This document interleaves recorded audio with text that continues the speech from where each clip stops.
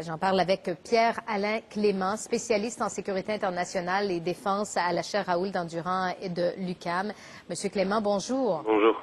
Donc, les États-Unis qui avertissent leurs ressortissants des risques d'attaque, c'est une bombe à retardement, cette action de ce groupe chrétien, selon vous?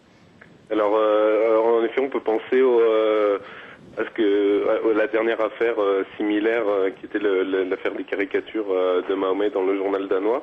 Là, ça a l'air d'être un événement quand même beaucoup plus mineur, fait par une petite église d'une 50aine de membres. Et même aux États-Unis, il se trouve pas beaucoup de gens pour défendre cette initiative. Donc, sachant que les conséquences des caricatures danoises se sont pas fait ressentir, ont eu peu d'effets finalement dans les pays occidentaux eux-mêmes, et disons cette initiative a peu de chance malgré tout d'aboucher sur des actes graves. Donc, vous ne croyez pas que ça va nourrir les organisations terroristes, étant donné qu'il y a à peu près 50 membres qui souhaitent brûler le Coran? Bah alors, disons, les organisations terroristes ont toujours divers prétextes pour attaquer les membres de la coalition, par exemple en Afghanistan ou en Irak. Donc, oui, ça peut donner du grain à moudre à leur moulin, mais on peut quand même se demander si ça va vraiment, si ça aura un impact vraiment significatif.